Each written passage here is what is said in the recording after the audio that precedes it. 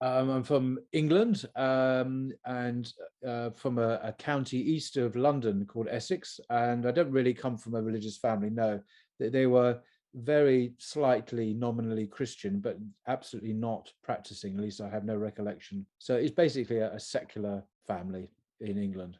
I became a born again Christian when I was 23, I think it was, in my local Baptist church here in London. I moved to London in my teens and was atheist, basically. But I had a religious experience one morning cycling back from a party, and I decided that meant I had to become a Christian, and I became a born again Christian, in an evangelical conservative Christian. But what happened to me then was belief. Then I understood it very much as a gift from God. Belief in God was a gift from God. It's not something I had before, and I wasn't able to work up an enthusiasm for belief or to intensify my belief.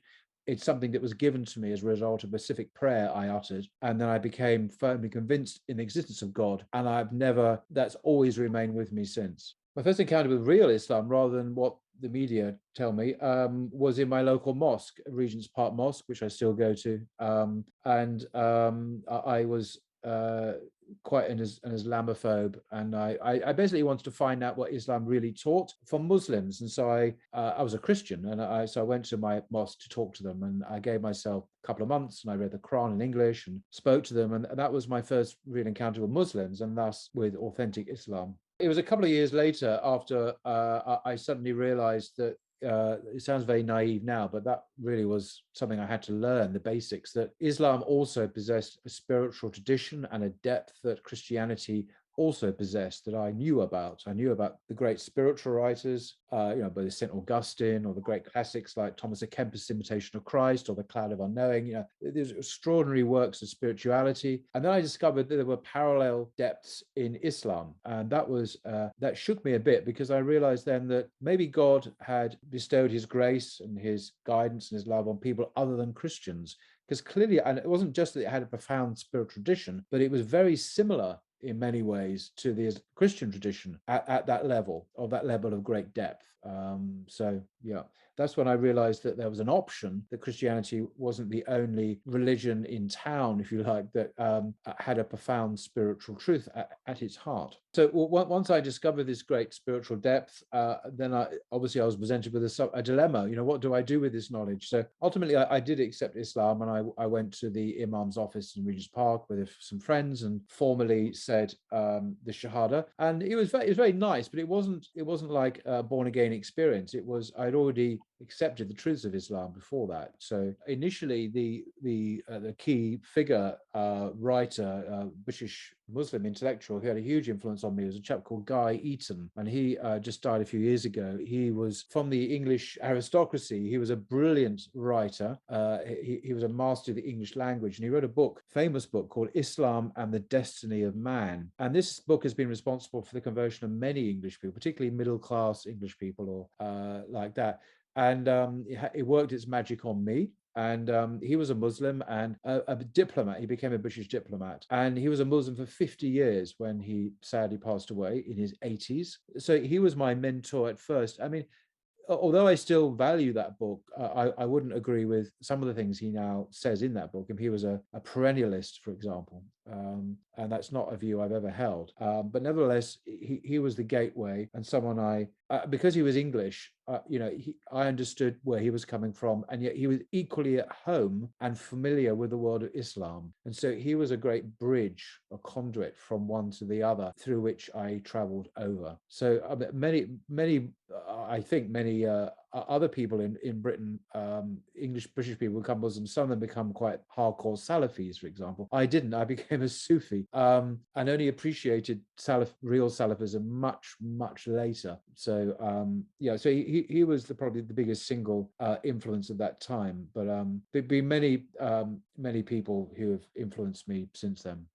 I'm wary of kind of general advice these days. And people say to me, "Oh, give me a good book to read about the Bible or Christianity." I'm thinking, well, I need to know more. I need to know, is this for you? I need to know their education level, their level of interest. Do they want something more academic or more popular?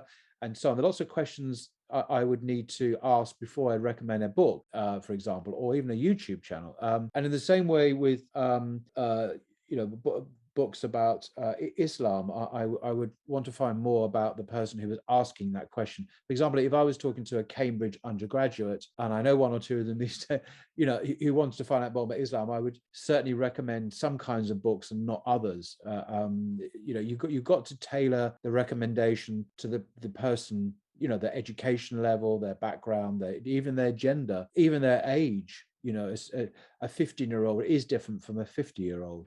It's just the realities of life.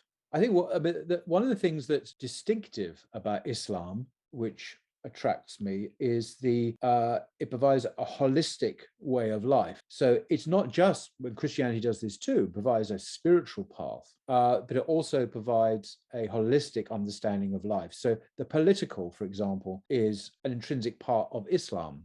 Islamic governance is fundamental. It's wide-ranging, it's comprehensive.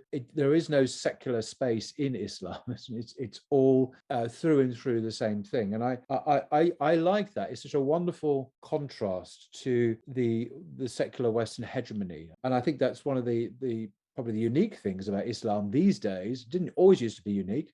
Christians weren't always secular. During Christendom, for example, Jews weren't always secular. You know, when they were the Israelites in the Jewish Bible, they were not secular, far from it. But Islam is the only one left standing. So I think this comprehensive, holistic vision of life that's integrated and yet not totalitarian. And this is a paradox that might be difficult for some to grasp because it's not totalitarian. It is one of the most fascinating and attractive facets of Islam, I think, for me.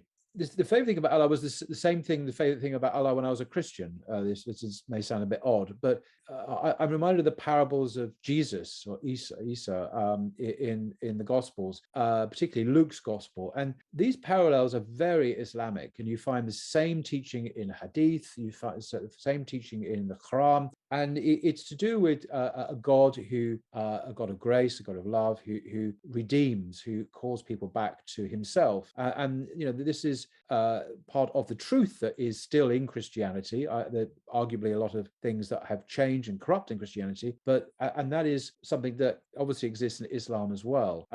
So it's not unique to Islam, but because it's not unique to Muhammad, upon whom be peace. It was a facet of all the prophets of God. Obviously, Moses was sent to the Israelites. Jesus was sent to he was sent to the Jews as well. But you know, this is something that is shared with all the prophets of God, not just what we would call Islam today as the final dispensation. I don't like privileging one bit of the Quran over the other. They're all potentially favorites at one time or another, I suppose. But you know, it's Surah Ikhlas, sincerity. It's the oneness of God, and it's such a profound and concise statement of Islamic monotheism, and also as an implied critique, or there is a critique of. It's been shown by many scholars, a critique there of some of the Christian creeds as well, and it's just a beautifully succinct summary of Aqidah of the Muslim belief, and it's also very beautiful in Arabic as well. So it's not just a dry old bit of theology. It's beautifully expressed, very, very, very concise in Arabic, and I think there's a hadith that says it's equal to the third of the Quran or something. I think I'm just passionate about the truth. It's not that, oh, I must do dawah. It's I'm just passionate about the truth, and there's so much in the riches of the Islamic tradition that is really worth not just talking about, but defending or sharing with people. So it's because I almost enjoy it. It's if you've got back to a parable in the Gospels, in the Christian, the parable of the kingdom of God. If a man discovers a pearl in the field, and this is a metaphor for the kingdom of God, and he sells everything that he has to acquire this pearl. And there's a similar sense in Islam as well, which is essentially the same. It's the same spiritual message, really. That if you discover a pearl, what do? Well, I like to say other people, look, sell all you've got, because all the stuff of the dunya for this pearl, because it's worth it. The pearls, it's beautiful, it endures, it's is of great preciousness and price. So that would be my motivation, from the sheer amazingness of it, rather than any kind of imperative that one must do dawah. I would hope from my meeting with God that He will, in His grace, overlook my blunders and faults and the mistakes that I've made. That His mercy will triumph over His wrath.